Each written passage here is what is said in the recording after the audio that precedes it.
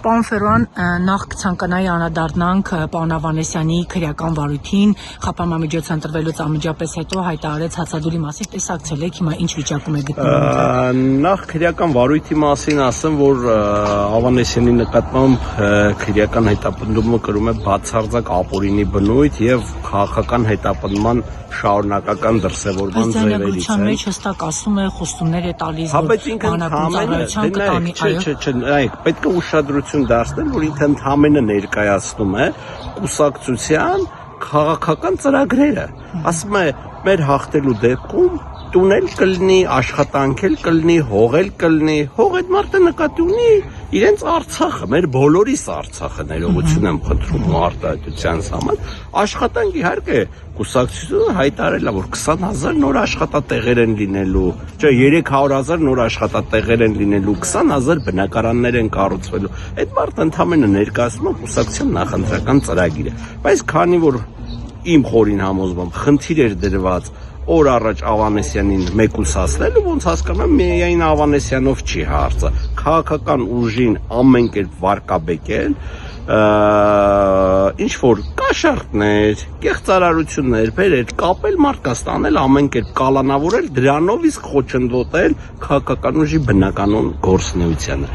Այո, պարոն Ավանեսյանը ցավոք սրտի հայտարարել է հացադուլ, իհարկե մենք փաստաբաններով փորձեցինք նրան համոզել, որ հետ կանգնի այդ մտքից, ասաց, որ չի կանգնելու այդ մտքից հետ եւ ի դժգոհություն այս երկրում տիրող ապօրինություններին, անարդարություններին դրանով պայմանավորված հայտարարել է հացադուլ եւ իրեն անժամկետ հացադուլ եւ իրեն շատ այսպես ասած վրթովեցրել եւ իր դուրը այսպես ասած չէր եկել վարույթ իրականացնող մարմնի այն ձևակերպումը միջնորդության, թե իբրև ինքը կդիմի փախուստի, այն դեպքում, որ բոլորս գիտենք, ինքը համարվում է լեգենդար հետախուզ, չկա որևէ զին ծառայողով Ղարաբաղում է ծառայել եւ լսած չլինի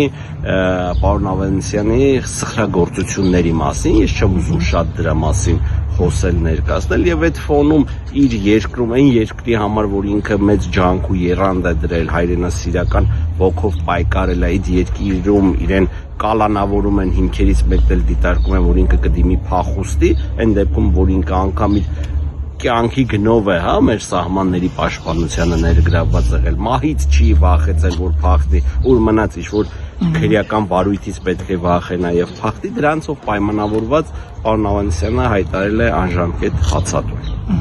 Իսկ ներողություն իր բնականը խուզարկելու արդյունքում որևէ իր տարել են, թե ոչ նախաքննական մարմինը առգրավել է, թե ոչ։ Անկեղծ ասած տեղյակ չեմ, բայց որ առգրավված լինեին հիմա է համացանցում մեծ աղմուկ բարձրացրած։ Իսկ խափամամիջոցի հետ կապված բողոքարկում եղել է դա։ Բնականաբար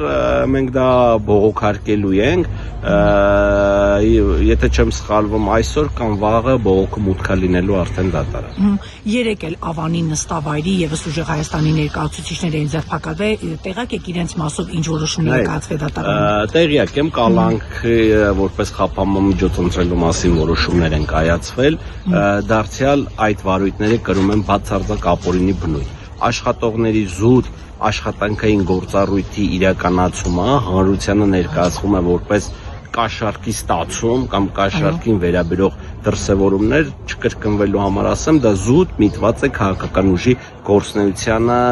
վարկաբեկելուն եւ քաղաքական ուժի գործունեությանը խոչընդոտելուն է միտված։ Եթե մենք ուշադիր ենք լսում այդ ձայնագրությունները, դրանց մեջ խոսվում է բացառապես աշխատանքային փոխհարաբերությունների մասին, խոսք չկա ինչ որ կաշառքի դիմաց այս կամ այն անձի քվեն, այսպես ասած, կամ գիտակցության կամքի վրա ներազդելու մասին։ Բացարձակապես աշխատանքային փոխհարաբերությունների մասին է տվյալ դեպքում խոսքը գնում։ Ես պարոն Կարապետյանին այդ հարցը տվեցի, նաև ուզում եմ ձեզ տամ, այսպես որ բոլորին կալանավորելով տանելի վերջո ինչպես են գնալու ընտրության։ Ես վստահ եմ, որ պարոն Կարապետյանի աջակիցների թիվը չափազանց շատ են եւ որքան կալանավորեն, այդ աջակիցների թիվը մի քանի անգամ էլ ավելի շատանալու է։